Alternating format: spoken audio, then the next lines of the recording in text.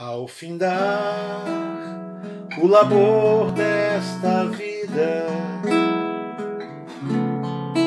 quando a morte ao teu lado chegar,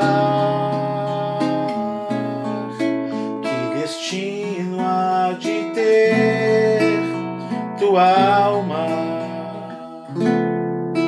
Vida ou morte, qual vais aceitar? Meu amigo, hoje tu tens a escolha, vida ou morte, qual vais aceitar?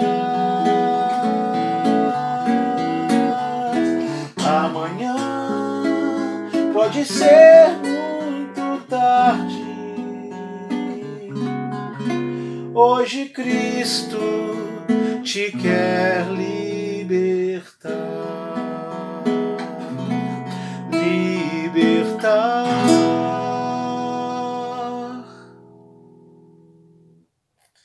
Graça e paz, amados irmãos. Hoje, nossa lição é como aquele remédio amargo, mas que é necessário para a cura. Vamos estar estudando a lição de número 12 na nossa revista de Escola Bíblica Dominical. E o título dessa lição é A Condenação Eterna. É aquele assunto que quando a gente fala, alguns falam, não dá para falar de outra coisa não, vamos falar de alguma coisa mais leve, mais light. Mas assim como nas estradas, nas ruas, existem placas de advertência, cuidado, curva sinuosa, olha, aqui é sentido único, né? Não entra aí não que é contramão, ou rua sem saída, beco sem saída. A Bíblia também nos adverte sobre os perigos da condenação eterna. E essas placas, essas sinalizações bíblicas, essas sinalizações de Deus, sinais de Deus, é justamente para que o homem não entre por esse caminho. Para que ele não vá parar lá nesse lugar de condenação eterna, conhecido como inferno. Então, é importante estudar sobre este assunto. Pelo menos 3 razões, né? Em primeiro lugar, como eu já disse, porque é necessário alertar as pessoas a respeito do perigo da condenação eterna. Em segundo lugar, porque Jesus ensinou sobre a condenação eterna. Então devemos ensinar o que Jesus ensinou e o que a Bíblia diz a respeito de condenação eterna. E também porque a condenação eterna, o inferno, é uma realidade. Assim como a nossa vida aqui é uma realidade palpável, o céu também é uma realidade palpável, um lugar onde vamos viver uma vida real. E o inferno também é real. E nós devemos então mostrar para as pessoas o perigo de passar a eternidade nesta realidade cruel que é o inferno. Existem decisões, escolhas, e Deus respeita as escolhas dos homens, que elas são de cunho existencial. Elas não vão alterar nada em relação à eternidade. O carro que você escolhe possuir, comprar, financiar, a roupa que você escolhe vestir numa determinada ocasião, o tipo de alimento que você gosta, essas escolhas não vão alterar nada para a eternidade. Mas existe a escolha espiritual, e essa sim, ela pode determinar a eternidade de alguém. E quando a gente fala de eternidade, é algo que não acaba. Aqui atrás de mim tem uma frase, estamos aqui no meu quarto, né, meu quarto da Joanita, nosso abençoado recôndito, né, conjugal, e tem uma frase ali na minha parede que está escrito assim: para todo sempre. Meu amor pela Joanita é para todo sempre. O amor dela por mim é para todo sempre. Mas, dependendo da escolha que a pessoa faz, ela vai sofrer para todo sempre. Então é muito importante refletir sobre a escolha espiritual. E essa lição vai tratar dessa questão e vai nos mostrar sobre essa realidade da condenação, sobre aqueles que são os que podem ser condenados, né? Viver essa vida de condenação eterna. E também a nossa postura como igreja, né? Diante dessa questão da condenação eterna. Bem, a gente pode refletir também, às vezes eu vejo as pessoas falando, olha, não sirva a Deus porque tem medo do inferno. Mas eu diria para você que medo do inferno é uma boa razão, sim, para alguém buscar a Deus e buscar conhecer a Deus. O inferno é terrível.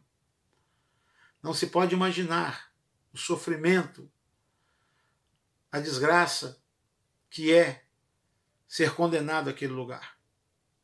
Por isso, mesmo se for por medo do inferno, já é uma boa razão para alguém procurar a Cristo. Pode ter certeza disso. Agora, obviamente, quando ele encontrar Jesus, ele vai ver a beleza de Deus, a beleza do Senhor, as promessas de Deus, e certamente isso tomará o lugar, né, daquele medo. Mas, a título de trampolim para cair na piscina de Deus, o medo do inferno é uma boa razão para alguém já pular em Deus, buscar a Deus. Pode ter certeza disso. Primeiramente, vamos refletir sobre o vocabulário. O que a Bíblia diz, as palavras que temos no hebraico, no grego, e que apontam para esse estado, essa condição de perdição. Porque nós temos, gente, a vida aqui, vamos ter um período intermediário, que é o além, e terá o destino final, que eu chamo de alhures. Porque no português é assim, né? Tem o aqui, tem o além, e para lá do além você tem o alhures. Né? E então eu diria que nós temos a vida aqui, depois que morremos, então nós teremos o além, a vida no além, que é o período intermediário, né? Que os salvos e os perdidos também aguardam, né? Seu destino final. E depois nós temos o alhures, que é o destino final, né? Perdição para aqueles que não creram, e a vida eterna com Deus, na face de Deus, na cidade de Deus, né? Eternamente para aqueles que creram na salvação em Cristo Jesus. Bem, eu queria chamar a atenção de vocês para algumas passagens. Primeiramente, o Salmo 16, versículo 10 diz assim: pois não deixarás a minha alma no inferno, ou na morte, ou na corrupção, né? A corrupção, aliás, vem embaixo, né? Na morte, no inferno. E essa palavra que aparece aí como morte, como inferno, é a palavra Sheol, no hebraico. E Sheol aponta para quê? Para o mundo dos mortos. Sem definir questão de que alguém seja salvo ou não. Mas aponta que alguém saiu daqui e foi para o mundo dos mortos. Ele não está mais entre os vivos. Né? E esta palavra Sheol, portanto, ela tem a ver com o homem após, né, a sua morte. Então ele entra para o mundo dos mortos, ele deixa o mundo aqui dos vivos. Tá? Ele passa para essa outra realidade. Né? Ele fica, então, na realidade dos mortos. Uma outra palavra grega, Sheol, né, hebraico, então tem a ver com esse além, com essa vida, né, fora do corpo, fora da realidade aqui física que nós estamos. Temos também a palavra Hades. Em Apocalipse 1,18, o texto diz assim: sou aquele que vive, estive morto, mas agora estou vivo para todo sempre e tenho as chaves da morte e do Hades. Né? Tem algumas traduções que dizem a chave da morte e do inferno. A palavra Hades muitas vezes é traduzida como inferno, mas não é a ideia do inferno final, aquele local de destino. Né?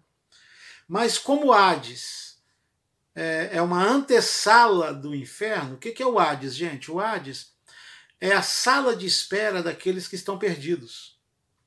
Os perdidos, eles ficam no Hades, que já é uma espera. Dali já não tem mais jeito, o destino já está selado. Mas é um local de espera até chegar ao juízo final, em que os mortos sem Cristo receberão sua sentença de condenação. Então esse lugar é o Hades, onde estão os perdidos. Para esclarecer melhor, porque, pastor, tudo bem, Sheol é o mundo dos mortos. Então, no mundo dos mortos, a gente tem o Hades, que é dos perdidos, né? Que é a antessala do inferno final. Né? E os salvos. Para esclarecer essa questão, eu queria ler o texto com vocês de Lucas, capítulo 16, que fala sobre o rico e o mendigo chamado Lázaro, que ambos morrem, só que um vai para a destinação de Deus e outro vai para a destinação da perdição, da condenação. O texto de Lucas 16, 22, vamos ler até o 26, diz assim: E aconteceu que o mendigo morreu e foi levado pelos anjos para o seio de Abraão. Então, pelo menos até a morte de Cristo, havia essa determinação de um lugar chamado o seio de Abraão, onde Abraão era o principal responsável por consolar os mortos que eram salvos. Então, os mortos salvos iam para o seio de Abraão. E havia um tempo de consolo a eles, quando eles chegavam ali naquele lugar. Então diz que aquele mendigo, ele morreu, ele foi salvo, e ele foi para o seio de Abraão, que é, portanto, pelo menos até a morte de Cristo, né, o local onde os salvos ficavam. Esse local, nós vamos ler aqui agora, ele estava junto com o Hades, havia um abismo entre eles. Então havia ainda naquela época, antes de Cristo entregar sua vida, ressuscitar e ser assunto ao céu, ainda havia esse contato, né, entre salvos e perdidos, não contato direto, mas contato visual e um contato de comunicação. Podia se falar lá, né? Não mortos entre vivos, mas mortos entre mortos. Né? Veja só o que diz o texto. No versículo 22 continua, né? E morreu também o rico e foi sepultado. E no Hades, tá vendo? Que é justamente essa antessala do inferno, o lugar onde estão os perdidos, que aguardam o juízo, ele ergueu os olhos, estando em tormentos, tá vendo? Ainda não é o inferno final, mas já é uma antessala do inferno, ali já se sofre. E viu ao longe Abraão e Lázaro no seu seio, tá vendo? Então ele viu Abraão e Lázaro abraçado com ele, sendo consolado por Abraão. E clamando, disse: Pai Abraão, tem misericórdia de mim, e manda a Lázaro que molhe na água a ponta do seu dedo e me refresque a língua. Ele estava com tanta sede ali, mas muita sede no Hades. Aquele perdido, aquele rico perdido. Peça a ele que molhe a minha língua, porque estou atormentado nesta chama. Está vendo? No Hades já tem fogo, já tem chama, já tem sofrimento, já tem ardência. Né? Um pré-sofrimento. E outra coisa importante é o seguinte, aqui estamos falando de um tempo antes da ressurreição, obviamente, né? Que a ressurreição ainda não aconteceu, a ressurreição dos mortos. Então esse fogo ele tem caráter também espiritual. E a alma é capaz de sentir a ardência desse fogo. Porque você sabe que nós temos um corpo, mas ele só tem sentidos, né? Ele tem gustação, ele tem olfato, né? Ele tem o olhar, ele tem, né, a audição, por causa da alma, que a alma é onde estão nossos sentimentos. Né? Então, tanto que quando alguém morre, a alma, né, o espírito, deixam este corpo, o corpo já não sente, já não fala, já não tem consciência, não tem mais nada. Né? Porque a alma é que atribui isso ao corpo. Né? Então, mas ali ele é capaz de sentir, mesmo sem corpo, né? Ele é capaz de sentir a ardência do inferno. Né? Coisa terrível, né, gente? E ainda não é o inferno, hein? É o Hades. Aí ele diz assim, versículo 25. Disse, porém, Abraão falou com ele lá. Disse, porém, Abraão, filho, lembra-te de que recebeste os teus bens em tua vida, e Lázaro somente males. E agora este é consolado, e tu atormentado.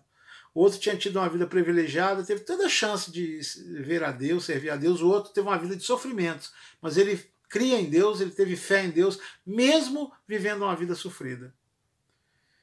E aí nós temos aqui uma grande revelação sobre este assunto no versículo 26.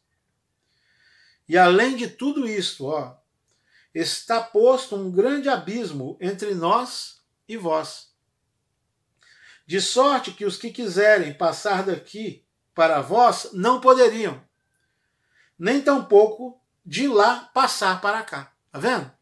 Então, você tem o Hades, você tem o seio de Abraão, que depois na Bíblia é chamado de paraíso, inclusive por Jesus. Lembra lá na cruz? Ele falou para aquele ladrão arrependido que creu nele, falou, olha, ainda hoje estarás comigo no paraíso. Né? Então esse local onde estão os salvos, o seio de Abraão, ele é chamado por Jesus de paraíso. Depois o apóstolo Paulo também o chama de paraíso. Né?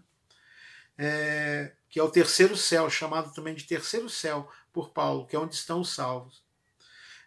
Então, aqui ele afirma que está posto um grande abismo entre salvos e perdidos. Então havia comunicação, havia condição visual, né?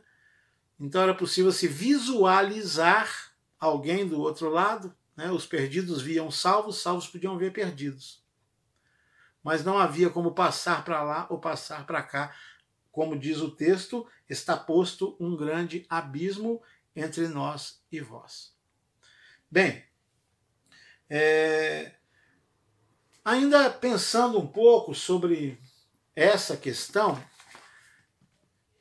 alguns teólogos, né, e entre eles eu me considero, né, defensor, né, desta mesma posição, nós cremos que houve uma alteração da realidade entre salvos e perdidos como um dos efeitos da morte, ressurreição e ascensão de Jesus Cristo aos céus.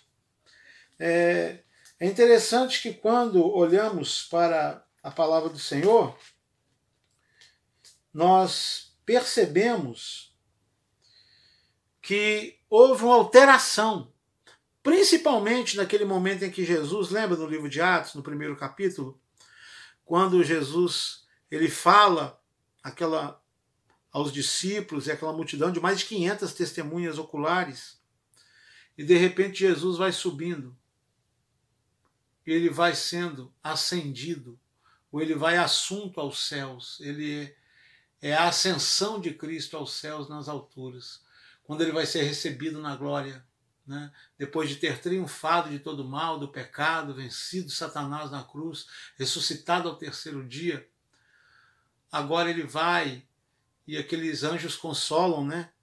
Fala, varões galileus, por que vocês estão olhando para o céu assim atônitos?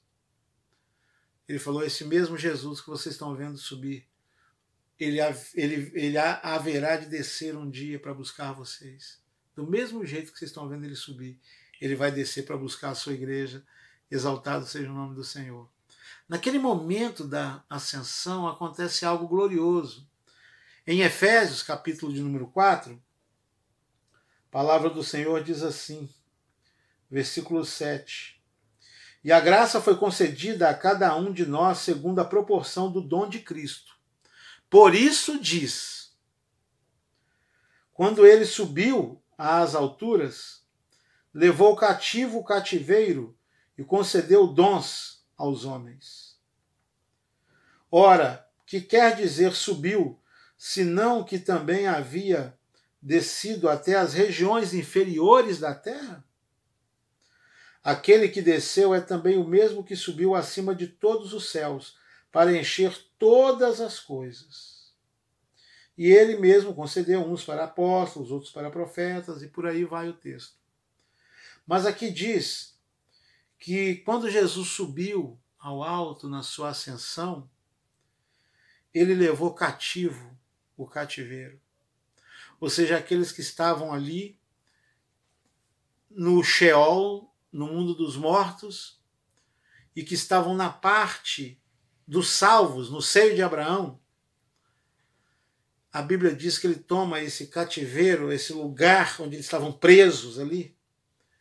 E, obviamente, que os salvos estavam presos a essa realidade, não é presos no sentido de escravizados por alguma coisa, mas presos naquela realidade ali, restritos àquela realidade. A Bíblia diz que Jesus toma esse cativeiro e leva consigo. E é por isso que o seio de Abraão se tornou o paraíso. Porque se estudarmos melhor o assunto, não é nosso tema hoje, mas hoje, na realidade, depois que Cristo levou cativo o cativeiro consigo, ou seja, ele tornou o seio de Abraão em paraíso, Paulo foi, arrebatado a esse terceiro céu, que é o paraíso. Ele diz que viu coisas gloriosas que não tinha nem como contar. A Bíblia diz que Deus deixou João dar uma olhada lá também no terceiro céu, no paraíso, em arrebatamento. E ele viu que os servos de Deus cultuavam o Senhor. Havia celebração, havia alegria, gente, havia culto, havia cânticos. Ele disse que havia cânticos ao Cordeiro. Essa é a realidade de quem morreu com Cristo hoje. O cativeiro foi levado e ele está num local de paraíso, de celebração. Existe culto, existe um trono de Jesus lá, onde ele se manifesta aos salvos. É muita glória que está acontecendo lá agora. Lá no paraíso tem culto, acho que tem culto direto lá, coisa gloriosa mesmo. E então Jesus, através da sua ascensão, ele leva consigo os salvos. E hoje eles estão no paraíso. E se a gente também partir antes de Cristo, nos buscar, é para lá que nós vamos, para o paraíso, celebrar com os salvos, na presença de Jesus. E não é o céuzão ainda. Ainda não é a rua de ouro, não, hein? Eu queria até dar um alerta a respeito disso também. Aparecem vídeos aí no meio evangélico, testemunhos, que eu considero que são muito heréticos.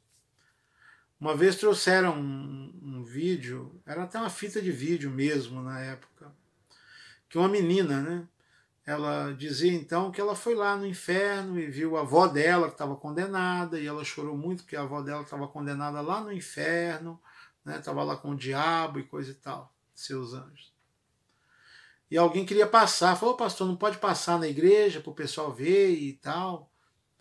Aí eu falei: olha, eu não posso passar essa fita, porque ela não é verdade. Não tem ninguém ainda, gente, lá no inferno, no lago de fogo ainda. Porque ainda não aconteceu o juízo final, A Bíblia diz que vai haver o juízo final.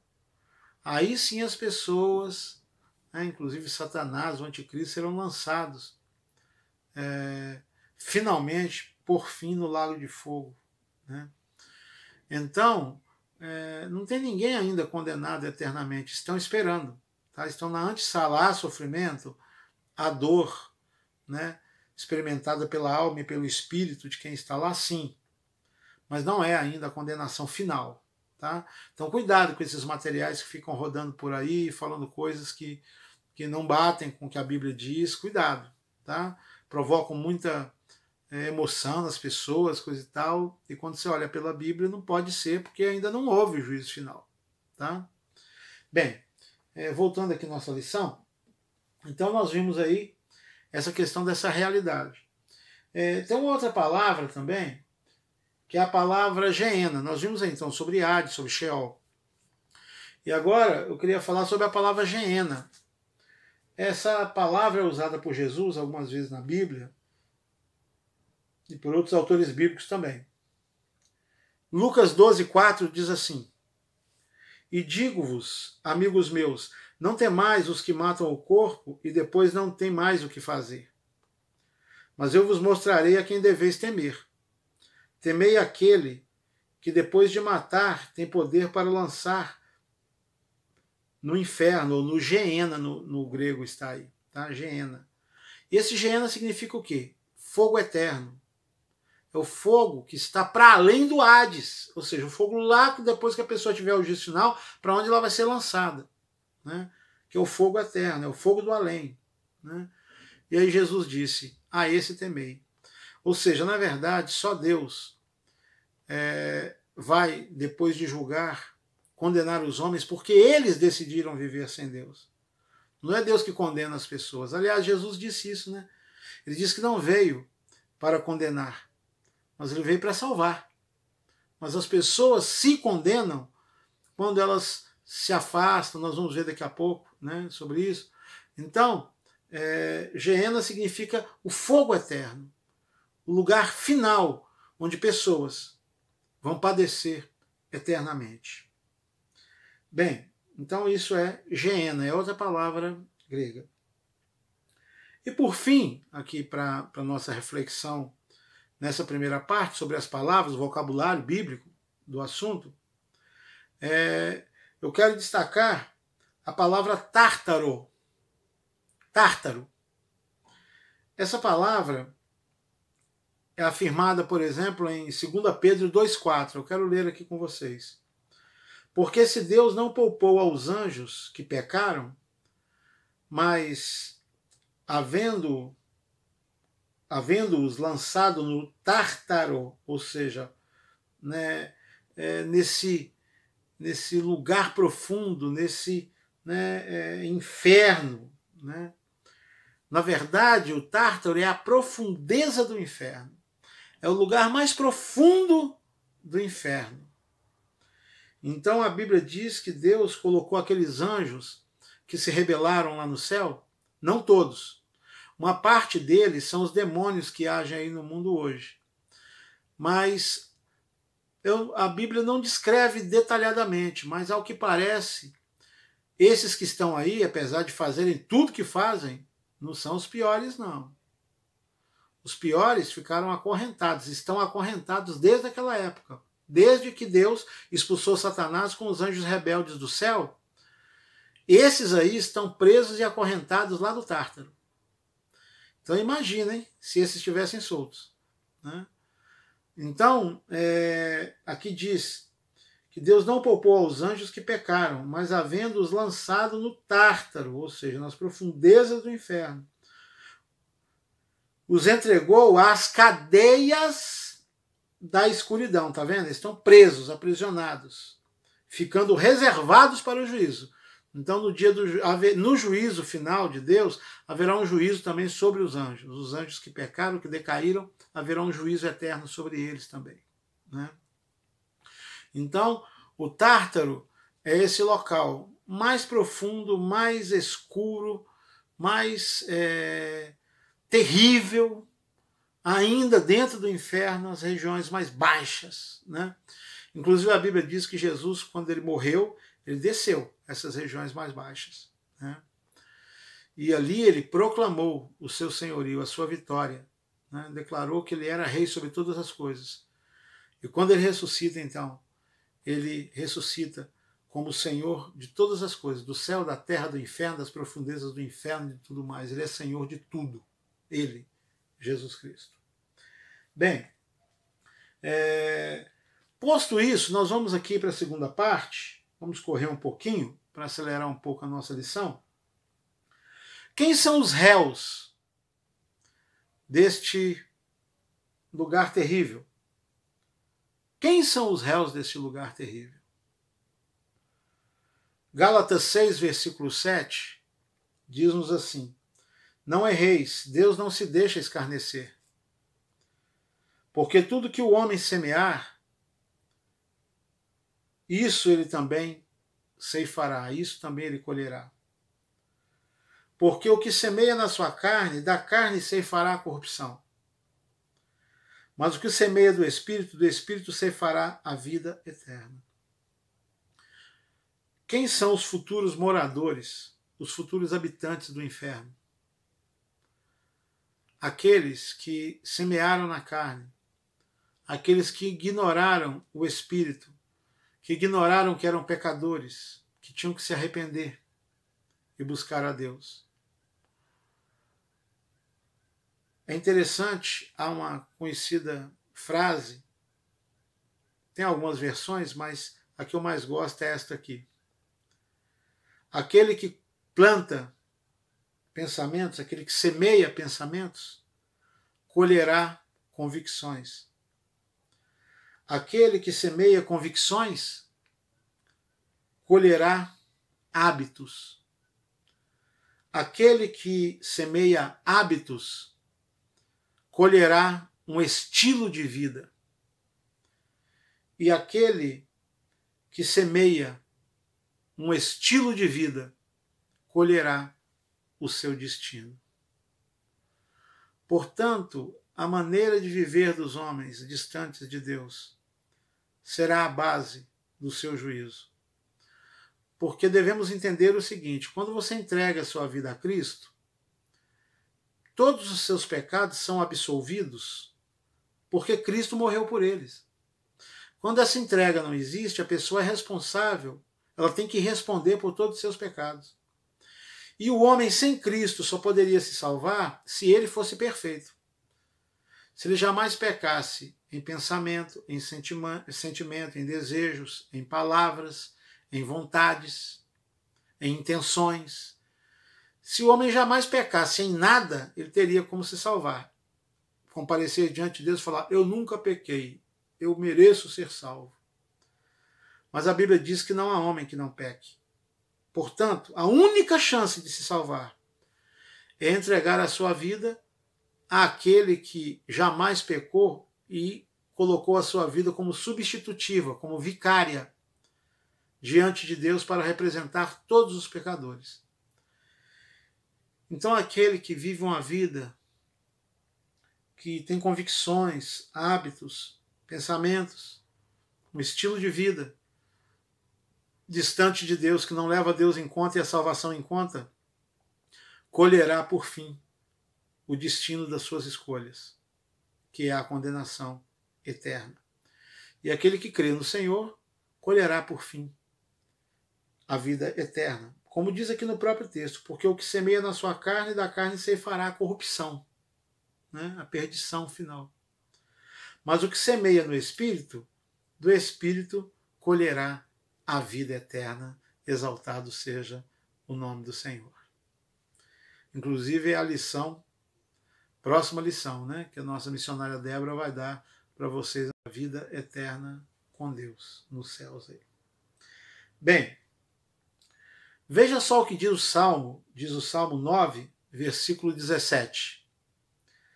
Os ímpios serão lançados no inferno, e todas as nações que se esquecem de Deus.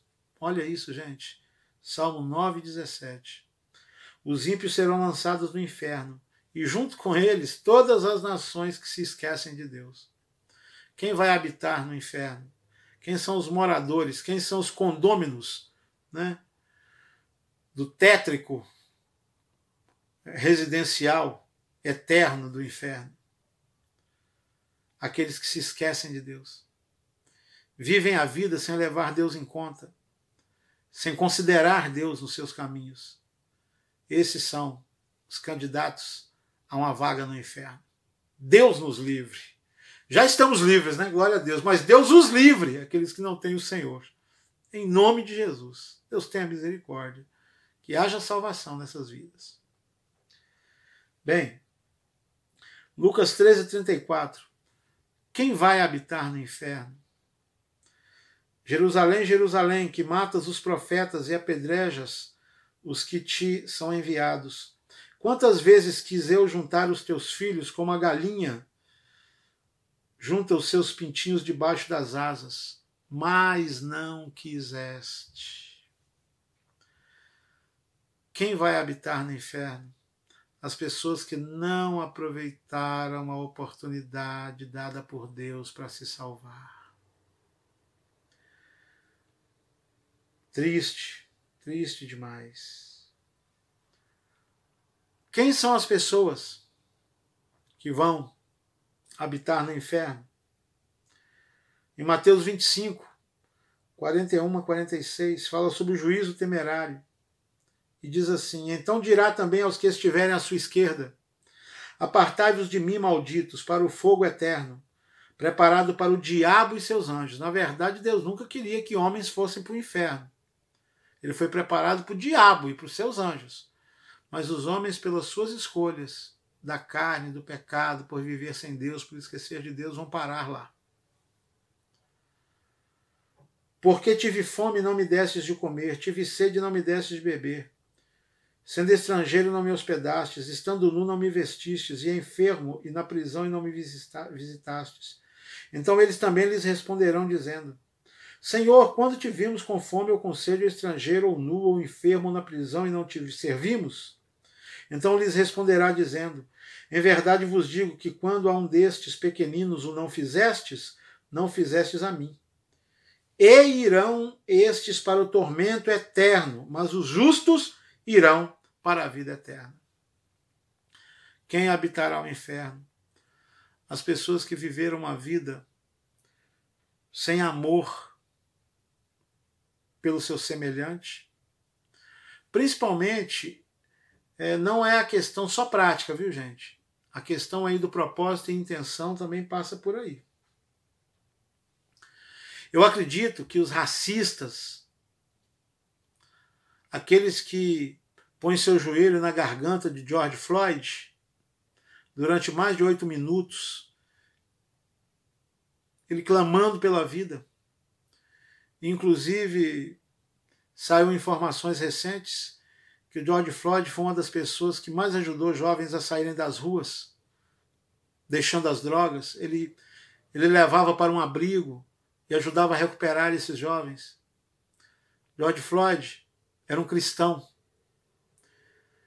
A situação que aconteceu é obscura. Porque, por exemplo, gente, uma vez eu fui no caixa eletrônico do Bradesco, na agência do Chaves, e eu tirei um dinheiro ali e fui numa loja em frente para comprar um equipamento para a igreja. Quando chegou ali, eles falaram: tem uma nota falsa aqui. Eu falei: o quê? E aí eu peguei aquela nota, envergonhado ali, porque a pessoa: onde você conseguiu essa nota? Eu falei: acabei de tirar aqui no caixa eletrônico. Mas no caixa é mesmo? Mas saiu no caixa, nota falsa? Inclusive pondo em dúvida a minha palavra. Aí eu na hora fui já no banco, e quando falei ali, a pessoa falou: mas foi aqui mesmo que o senhor pegou? Foi aqui no caixa eletrônico? Graças a Deus que tínhamos ali um irmão em Cristo, que era um dos gerentes e me conhecia muito bem, né? E ele chegou ali, perguntou o que estava acontecendo, eu expliquei para ele, ele falou: a moça falou: ele disse que foi ali. Aí ele falou na frente daquela moça: você sabe que muitas vezes pessoas vêm com essa mesma queixa aqui. Muitas vezes notas saem aí, elas estão falsas e saem do nosso caixa, né? Mas por aquele momento eu fiquei pensando na situação do Floyd, que foi lá comprar alguma coisa e quando deu a nota era falsa, e aí chamaram a polícia, virou aquela confusão. Não sei direito o que aconteceu, né? Não sei. Mas uma coisa eu sei, que racistas vão ter um cantinho bem ardente no inferno. Pessoas que fazem o mal, que discriminam, olha, isso é motivo de condenação. Essa insensibilidade pela vida humana, sabe? E isso é muito importante para nós que somos, entre aspas, religiosos. Na verdade, somos cristãos bíblicos. Não gosto de religioso, não. Mas quantas vezes, né? A gente quer ser tão espiritual e falta sensibilidade com a pessoa. Veja agora quantas pessoas estão morrendo. E os números aumentando, e parece que quanto mais aumenta o número, as pessoas ficam entorpecidas. Parece que a gente está querendo se acostumar com isso. Parece que não está fazendo tanta diferença. Eu tenho minhas restrições em relação à Rede Globo, mas tem uma coisa muito boa que eles estão fazendo. Estão apresentando casos reais das pessoas que morreram, mostrando como é que era a vida, o que a família está passando. E isso está sendo uma coisa importante. para que a gente se lembre que cada uma daquelas pessoas são pessoas, tem uma família, tem uma história. Podia ser qualquer um de nós ou alguém nosso. E aqui, Jesus fala, eles perguntam, mas quando é que te vimos nessa situação?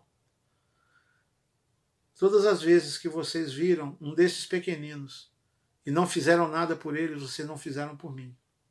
E toda vez que vocês fazem algo por alguém, vocês estão fazendo por mim. Então, essa aqui também é uma base de juízo, a falta de amor ao próximo. Não adianta dizer que ama a Deus se a gente não amar o próximo. A Bíblia diz que aquele que diz que ama a Deus, mas não ama o seu próximo, ele é um mentiroso, ele não passa de um mentiroso. Se ele disser que ama a Deus, mas não ama o seu irmão. Então, isso aqui também é base de juízo. Né? Bem, pensa só na situação daquela criança, do Miguel, né? Deixado ali,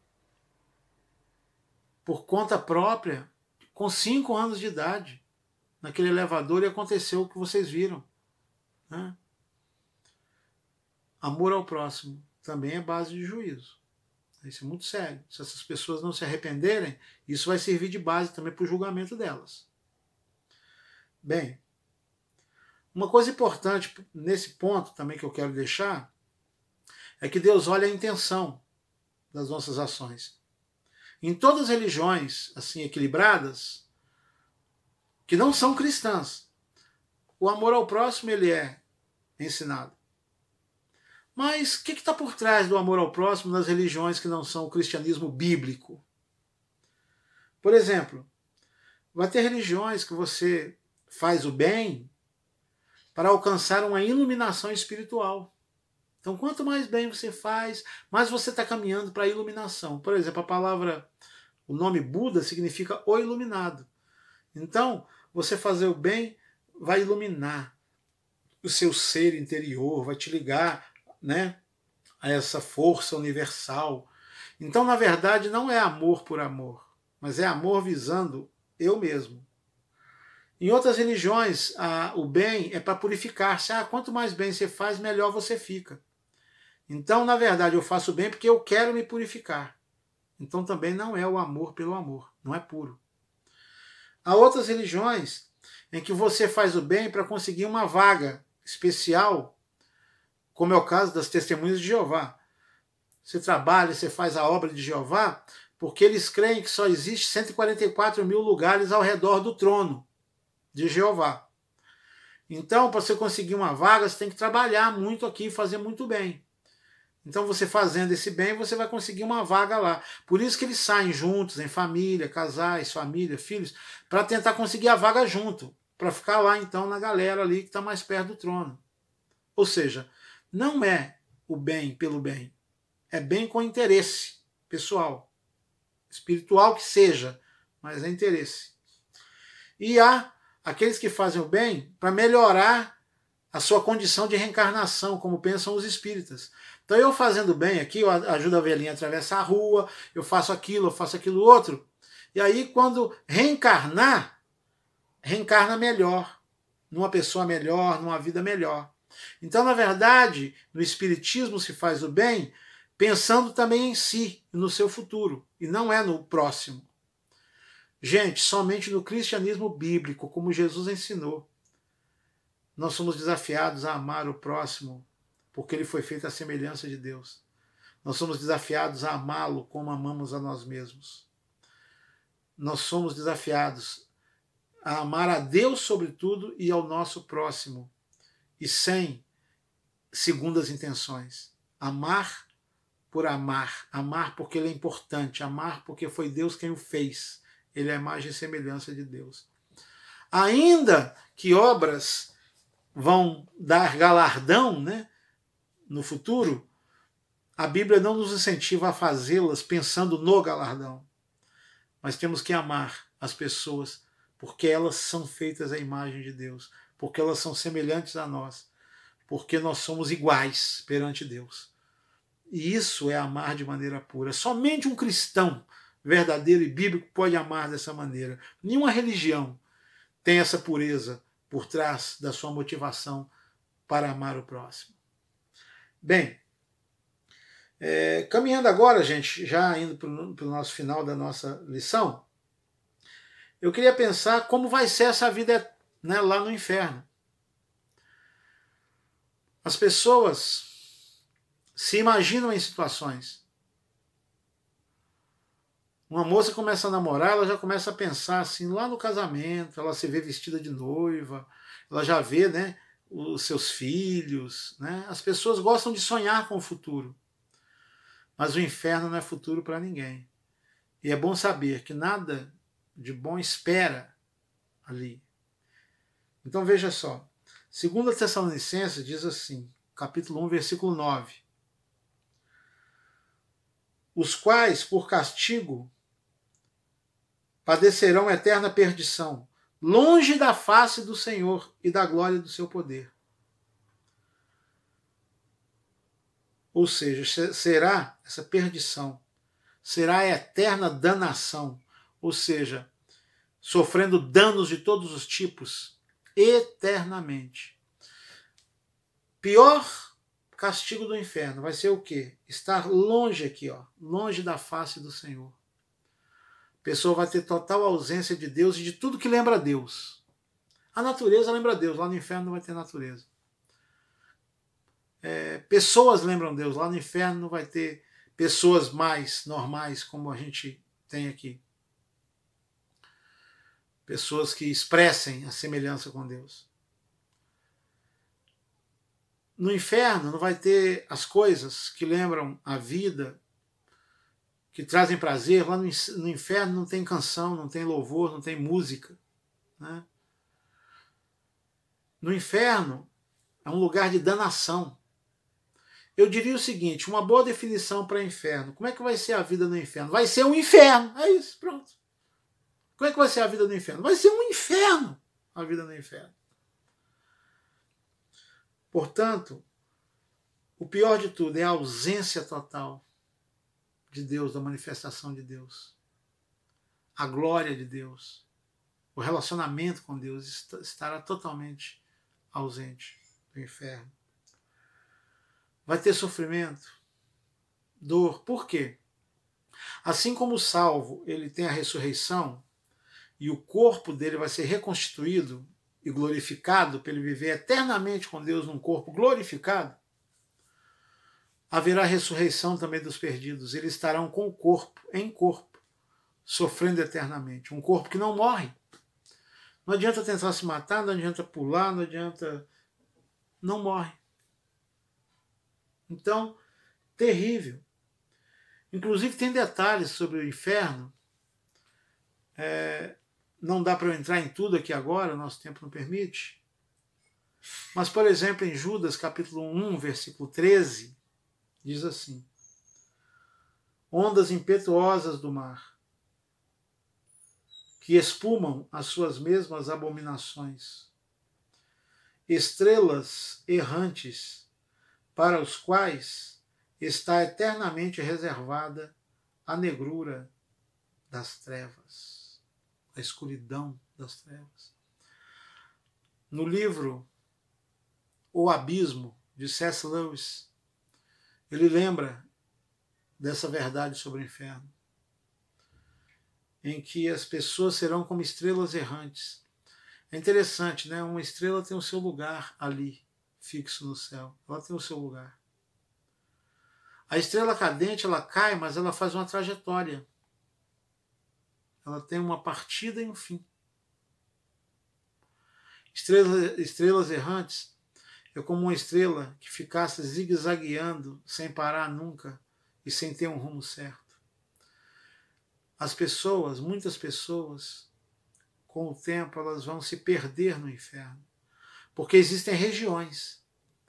Existe uma região chamada trevas exteriores. A pessoa entra naquelas trevas e ela não identifica mais nada. Ela começa a andar e sem saber para onde vai, onde chega. Imagine alguém andar eternamente e de repente não encontrar mais ninguém. Não cruzar com mais ninguém, mesmo no inferno. Andar solitário eternamente no meio de uma escuridão. Meu Deus, Senhor, tem misericórdia, Pai. Salva as vidas. E eu quero terminar mostrando qual deve ser a posição da igreja em relação a isso. Primeiramente, nós devemos ser sóbrios e vigiar. Vigie. Cuide do que Deus te deu. Em Apocalipse 3,11 a Bíblia diz: eis que venho sem demora, guarda o que tu tens, para que ninguém tome a tua coroa. Meu irmão, guarda o que você tem, guarda a salvação que você tem, protege, viva uma vida com Deus, vigia. Guarda o que tu tens para que ninguém tome a tua coroa. Na época do comunismo, um grupo de cristãos foi colocado num paredão para fuzilamento. E quando estavam ali aqueles cristãos, um soldado do comunismo, ele olhou e ele viu coroas em cima da cabeça de cada um daqueles cristãos. E aí, quando aqueles soldados estavam passando e exigindo que aqueles cristãos abandonassem o cristianismo, renegassem a sua fé em Cristo, um dos cristãos renunciou. Ele falou: eu não quero mais, então eu não creio, eu digo que Jesus não salva, eu não creio nele, porque ele não queria morrer. E aí, quando aquele cristão saiu, o soldado deixou a sua arma, deixou ali seus apetrechos militares e correu e entrou naquele lugar onde estava aquele cristão. E alguém falou: o que aconteceu? Ele falou: eu quero essa coroa para mim. Eu quero. Ele nunca tinha se convertido, mas se converteu naquela hora ao ver aquela coroa que estava sobre aqueles crentes. E ele morreu fuzilado juntamente com os cristãos e tomou posse da coroa que o outro perdeu. Guarda o que tu tens para que ninguém tome a tua coroa. Guarda o que tu tens. Vigia. Em segundo lugar, a igreja precisa proclamar a salvação aos homens. A igreja precisa pregar o evangelho e anunciar para que pessoas não vão para esse lugar de perdição. Temos que anunciar, mostrar Jesus, mostrar a salvação em Cristo para as pessoas.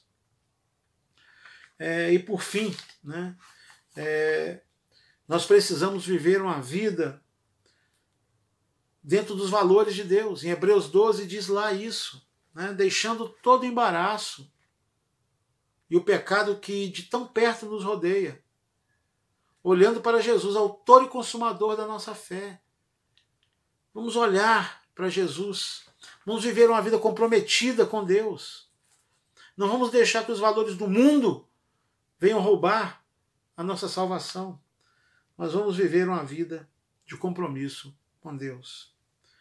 Eu quero concluir lendo o que John Wesley disse a respeito da condenação. É muito importante entender, irmãos, antes de citar aqui Wesley, que é o homem que rejeita a salvação e por isso vai para a condenação. É por causa da atitude do próprio homem. É ele que escolhe isso. Não é Deus que escolhe para ele. Nós não cremos no evangelho da predestinação para a salvação. Cremos que a igreja, sim, é predestinada, como diz a Bíblia, que nós somos predestinados no amado. Ou seja, se você crê em Cristo, então você é predestinado para a salvação. A predestinação é da igreja. A igreja é eleita para ser salva. Se você é parte da igreja, então você será salvo. Então fique claro isso, diz aqui o autor da nossa lição. Assim, fique claro, o inferno é possível porque Deus respeita a nossa liberdade e nossas escolhas. Se eu posso dizer um sim verdadeiro ao seu amor, também posso dizer um não. E como Deus respeita o meu sim, também leva a sério o meu não. E o sim e o não são ditos não com palavras, mas com a vida a cada dia. E John Wesley disse o seguinte sobre a questão do inferno. Ele diz que o inferno, refletir, meditar sobre o inferno é um remédio contra a tentação e a sedução deste mundo. Pense no que você vai perder, em tudo que Deus preparou para você, se você escolhe uma vida sem Deus. Aí Wesley diz assim: Você perderá os maravilhosos prazeres do paraíso, tais como a sociedade, viver com os anjos e viver com os salvos, né, que foram aperfeiçoados. Você abrirá mão de conversar face a face com Deus, seu Pai, seu Salvador, seu Santificador, deixando de beber para sempre daqueles rios de prazer que estão à direita de Deus. Se você trocar tudo isso pelos prazeres passageiros deste mundo. Bem, Deus abençoe. Que bom termos tido esse momento especial e que Deus use essa lição na sua vida para você ajudar outros, para que jamais eles possam ir para a condenação eterna. Pai Santo, obrigado, ó Deus, por esta lição. Abençoe e consolide essas verdades em nosso coração. Nós te bendizemos, te agradecemos por tudo, em nome de Jesus. Deus abençoe. Glória a Deus, porque nós somos os futuros moradores do céu, da Nova Jerusalém, das ruas de ouro. É para lá que nós vamos. Aleluia. Deus abençoe.